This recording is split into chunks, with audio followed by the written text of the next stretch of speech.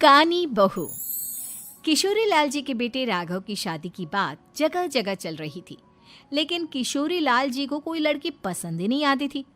और उसकी एक ही वजह थी, किशोरी लाल जी का लालची होना। उनको लड़की वालों से मोटा दहेज चाहिए था और इसी चक्कर में एक दिन वो एक बहुत पैसे वाले के घर अपने बेटे का रिश्ता लेकर पहुंचे। उस आदमी का नाम था ओम प्रकाश। देखिए किशोरी लाल जी, मेरी एक ही बेटी है और मेरी सारी संपत्ति जायदाद सब कुछ मेरी बेटी नैना का ही है। पापा, नाम से लगता है बहुत खूबसूरत होगी। कितना अच्छा नाम है ना, नैना। ओ, वैसे बात तो सही है आपकी। अब इतना पैसा है, जमीन जायदाद है, इकलौती बेटी, आप भी क्या करेंगे? सब कुछ उसे ही देंगे ना। बिल्कुल ठीक पहचाना आपने। बस बेटी की शादी और सारी जायदाद उसके नाम। पापा, बिना देखे हाँ कर दीजिए ना। इतना अच्छा रिश्ता फिर कहाँ मिलेगा? माला माल हो जाएंगे हम। मैं अपनी बेटी को बुलाता हूँ। अरे नहीं नहीं नहीं नहीं, आपकी बेटी का नाम नैना है, सुनकर ही लगता है बहुत सुंदर होगी। रहने दीजिए अंकल, मैं तो आपकी बेटी के नाम से ही इतना खुश हो गया हूँ कि उसे बिना देखे शादी करने को तैयार हूँ। अब तो मैं उसका चेहरा सीधे शादी के बाद ही देखूंगा। और इस तरह राघव नैना का चेहरा नहीं देखता और उससे शादी कर लेता है। शादी के बाद अपनी सुहाग रात पर जब राघव नैना का घूंघट उठाकर देखता है तो नैना की आंखें बंद थी। कितनी खूबसूरत हो तुम नैना, जरा अपनी आंखें खोलकर मेरी तरफ देखो तो सही। नहीं, मुझे शर्म आती है।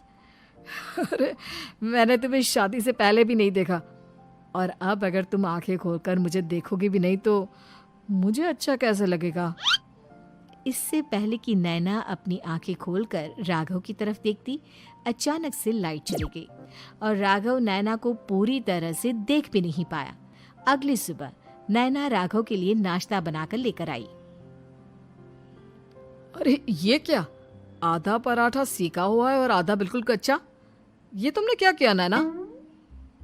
बहू, तुमने क्या आधा पराठा तवे से नीचे लटका कर रखा था, जो आधा सेका है और आधा कच्चा? मुझे जितना दिखेगा उतना ही तो सीखूंगी ना पापा जी। जहाँ जहाँ मुझे नजर आ रहा था वहाँ मैंने सीख लिया, जहाँ जहाँ नहीं दिखा वहाँ कच्चा रह गया होगा। इसका क्या मतलब है? ये कैसा मजाक कर रही है तुम? अरे बहू, तुमने इतना लंबा घूंघट क्यों लगाया हुआ है? देखो, हमारे घर में बहुओं को बेटी की तरह रखा जाता है, और फिर तुम तो इतना सारा माल लेकर आई हो। देखो, ये घूंघट डालकर रखने की कोई ज़रूरत नहीं है। हाँ नैना, पापा जी ठीक कह रहे हैं, तुम तो आराम से रहो, अपना ही घर समझो। नैना अचानक से अपना घूंघट उठा लेती है। अरे ये क्या पापा, नैना की तो एक आंख फूटी हुई है।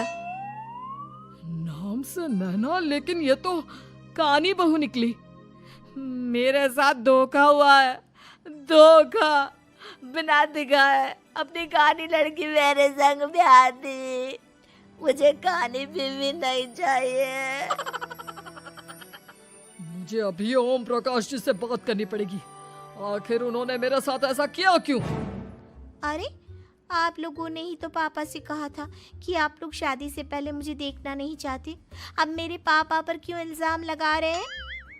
अरे लेकिन उन्हें बताना तो चाहिए था ना कि तुम कानी हो, एक आंख से तुम्हें दिखाई नहीं देता। किशोरी लाल और राघव नाराज होकर ओम प्रकाश को अपने घर बुलाते हैं।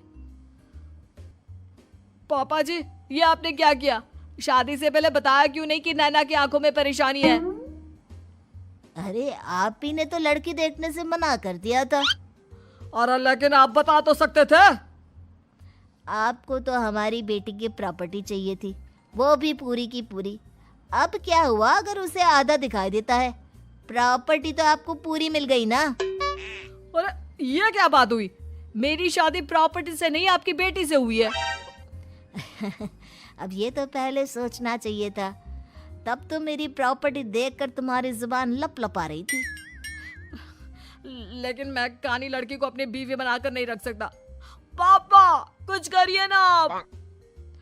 हाँ, करता हूँ। देखिए ओम प्रकाश जी, आप हमारे साथ ऐसा नहीं कर सकते।